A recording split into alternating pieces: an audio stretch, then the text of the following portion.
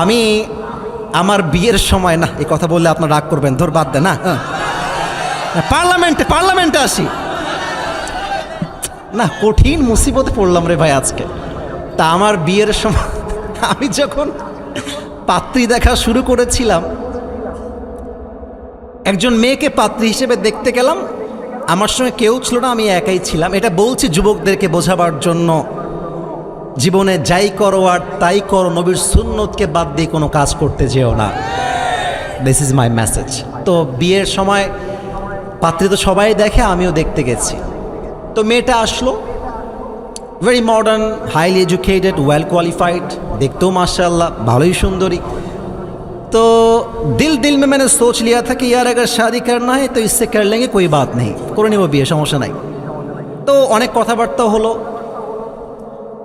কথা বলে যখন উঠে যাব, আই মিন লাস্ট কনভারসেশন, শেষ মুহূর্তে মেয়েটা আমাকে বলছে আপনি যদি মাইন্ড না করেন একটা কথা বলতে চাই।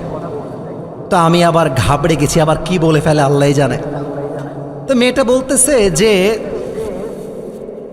আই লাইক ইউর এভরিথিং, আপনার সব কিছু আমার পছন্দ, আমার কোনো অবজেকশন নাই, সবই ওকে আছে।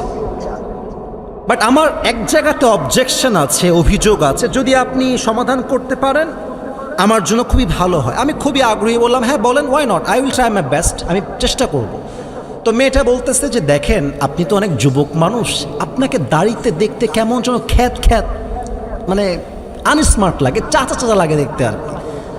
এ কথা শুনে খুব কষ্ট পেলাম, কিন্তু মাঝে মাঝে কষ্ট পেলেও দেখাতে হয় না, কারণ পুরুষ মানুষ খুব মারাত্মক জিনিস, মুখে থাকে মুচকি হাসি, বুকে থাকে বুক ভরা কষ্ট, ঠিক কিনা বলেন। চুপ করে শুনলাম। তা আমি বললাম তার মানে আপনি কি বুঝাচ্ছেন, দাড়ি কাটলে আপনার আমাকে পছন্দ হবে তাই তো? বলছে হ্যাঁ, এটাই আমার বক্তব্য। আমি সেখান থেকে বের হয়ে গেলাম।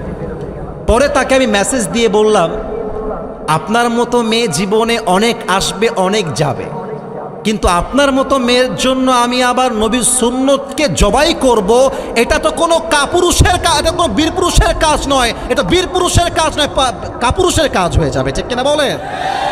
অতএব যেই মেয়েরা বলেন দাড়িওয়ালা দেখলে খ্যাত লাগে, মৌলবাদী লাগে, এদের জন্য বিটিএস এর হিজড়া ছাড়া কোনো অপশন আমাদের কাছে নাই যুবক ভাই।